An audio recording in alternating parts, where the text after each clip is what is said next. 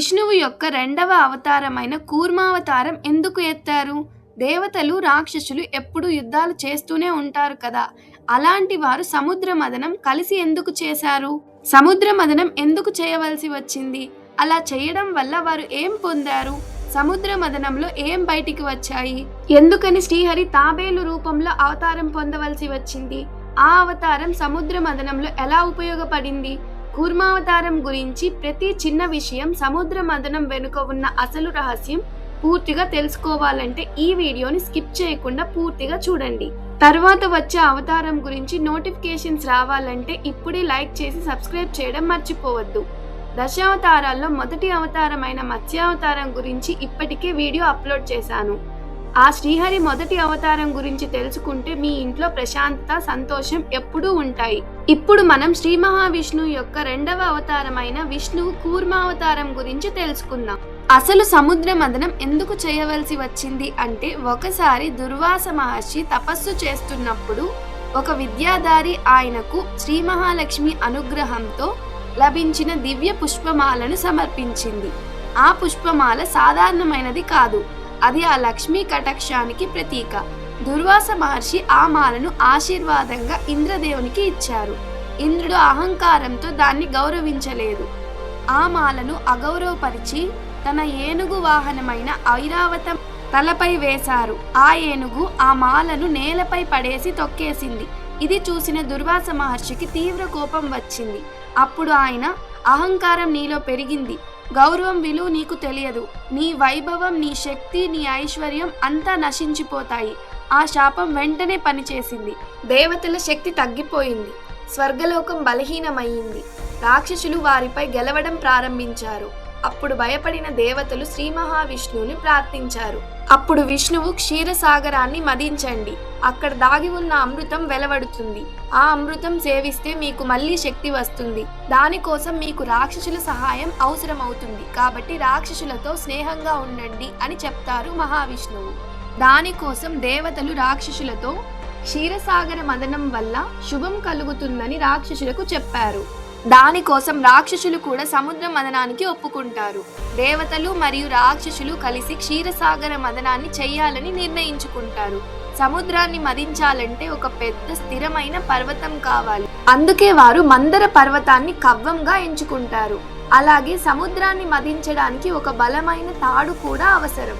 అది గట్టిగా ఉండాలి, మధ్యలో తెగిపోకూడదు. అప్పుడు వాసుకి నాగరాజు ముందుకు వస్తారు. నన్ను తాడులా ఉపయోగించుకోండి, నేను మీకు సహాయం చేస్తాను అని అంటారు. అప్పుడు శ్రీ మహావిష్ణు దేవతలకు వాసుకి తల దగ్గర పట్టుకోమని, రాక్షసులకు తోక దగ్గర పట్టుకోమని చెప్తారు. కానీ రాక్షసులు వెంటనే శ్రీ మహావిష్ణు దేవతలకు పక్షపాతం చూపిస్తున్నారు, అందుకే వారికి ముందు భాగం అయిన తల ఇచ్చి మాకు మాత్రం వెనుక భాగమైన తోక పట్టుకోమంటున్నారు అని అంటారు. అప్పుడు శ్రీ మహావిష్ణు చిరునవ్వుతో, సరే అయితే మీరు తల దగ్గర పట్టుకోండి, దేవతలు తోక దగ్గర పట్టుకుంటారు అని అంటారు. అలా తల దగ్గర రాక్షసులు, తోక దగ్గర దేవతలు నిలబడి సముద్ర మదనాన్ని ప్రారంభించారు. కానీ వాసుకి ఒక పాము కాబట్టి అతని తల దగ్గర నుంచి భయంకరమైన విషగాలులు బయటకు రావడం మొదలయ్యాయి. దగ్గర నిలబడ్డ రాక్షసులు చాలా మంది ఆ విషగాలులకు చనిపోయారు. అందుకే అంటారు, శ్రీ మహావిష్ణు ధర్మాత్ములను, మంచివారిని ఎప్పుడూ రక్షిస్తారు. రాక్షసుల స్వభావం ఎలా ఉంటుందో ముందే తెలిసిన శ్రీహరి దేవతలను తల దగ్గర నిలబెట్టమంటే రాక్షసులు ఖచ్చితంగా ఒప్పుకోరని తెలుసు.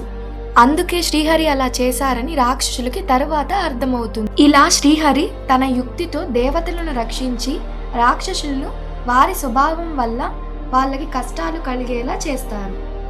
అయినా కూడా రాక్షసులు, దేవతలు ఆగకుండా సముద్ర మదనం చేస్తూనే ఉన్నారు. కానీ ఆ భారీ ఒత్తిడిని మందర పర్వతం తట్టుకోలేక వంగిపోతూ సముద్రంలో మునిగిపోవడం ప్రారంభిస్తుంది. ఇది గమనించిన శ్రీహరి ఆలస్యం చేయకుండా వెంటనే కూర్మావతారంలో ప్రత్యక్షమవుతారు. కూర్మావతారం అంటే తాబేలు రూపం. ఇది సాధారణ తాబేలు కాదు, 1,00,000 యోజనల పొడవుతో భారీ వెనుక భాగం కలిగిన మహాతాబేలు రూపం. ఆ మహాతాబేలు రూపంలో ఉన్న శ్రీమన్నారాయణుడు సముద్రంలోకి వెళ్లి మందర పర్వతాన్ని తన వెనక భాగంపై ఎత్తి పట్టుకుంటారు. అలా శ్రీమన్నారాయణుని కూర్మావతారం వెన్నుపైనే మందర పర్వతం స్థిరంగా నిలబడింది. దాంతో రాక్షసులు మరియు దేవతలు మళ్లీ సులభంగా క్షీరసాగర మదనం కొనసాగించారు. కొంతసేపటి తరువాత సముద్రం నుండి మొదటిగా ఒక భయంకర విషం బయటికి వచ్చింది. ఆ విషాన్ని హాలాహలం విషం అని అంటారు. ఆ విషం అంత భయంకరంగా ఉండటంతో లోకమంతా నాశనమయ్యే ప్రమాదం వచ్చింది. దాంతో దేవతలు అందరూ కలిసి పరమేశ్వరుణ్ణి ప్రార్థించారు. అప్పుడు భగవాన్ శివుడు ప్రత్యక్షమై ఆ హాలాహల విషాన్ని తన కంఠంలో దాచుకున్నారు. అందువల్ల ఆయనకు నీలకంఠుడు అనే పేరు వచ్చింది. ఆ తర్వాత మళ్ళీ దేవతలు రాక్షసులు సముద్రాన్ని మదించడం కొనసాగించారు. అప్పుడు క్షీరసాగరం నుండి వరుసగా ఎన్నో దివ్య రత్నాలు బయటికి రావడం మొదలయ్యాయి. మొదటగా కామధేనువు బయటికి వచ్చింది. ఈ కామధేనువు ఎటువంటి కోరికనైనా నెరవేర్చే దివ్య గోవు. దాన్ని మహర్షులు తీసుకున్నారు. తర్వాత ఉచ్చైశ్రవసు అనే దివ్య గుర్రం బయటకు వచ్చింది. ఆ తెల్లని గుర్రాన్ని ఇంద్రుడు స్వీకరించారు. ఆ తర్వాత ఐరావతం అనే మహా తెల్ల ఏనుగు బయటకు వచ్చింది. దాన్ని కూడా ఇంద్రుడు తన వాహనంగా తీసుకున్నారు. తర్వాత కల్పవృక్షం బయటకు వచ్చింది. ఇది ఏ కోరికనైనా నెరవేర్చే దివ్య వృక్షం. ఆ తర్వాత అప్సరసలు బయటకు వచ్చారు. వారు స్వర్గంలో నివసించే దివ్య నర్తకులు. తర్వాత చంద్రుడు బయటకు వచ్చాడు. ఆ చంద్రుడిని పరమేశ్వరుడు తన జటాలలో ధరించారు. ఆ తర్వాత లక్ష్మీదేవి క్షీరసాగరం నుండి ప్రత్యక్షమయ్యారు. అందరూ ఆమెను గౌరవంతో స్వాగతించారు. చివరగా లక్ష్మీదేవి శ్రీ మహావిష్ణువును తన భర్తగా ఎంచుకున్నారు. ఆ తర్వాత ఆమె విష్ణువు అక్షస్థలాలలో నివసించడం ప్రారంభించారు. ఇంకా మదనం కొనసాగించగా వరుణీదేవి బయటకు వచ్చింది. ఆమెను రాక్షసులు స్వీకరించారు. తర్వాత ధన్వంతరి మహర్షి అమృత కలశంతో బయటకు వచ్చారు. ఆ కలశంలో అమృతం ఉంది. అమృతాన్ని చూసిన వెంటనే రాక్షసులు దాన్ని దోచుకున్నారు. దాంతో దేవతలు చాలా ఆందోళన చెందారు. అప్పుడు శ్రీ మహావిష్ణువు మోహిని అవతారం తీసుకున్నారు.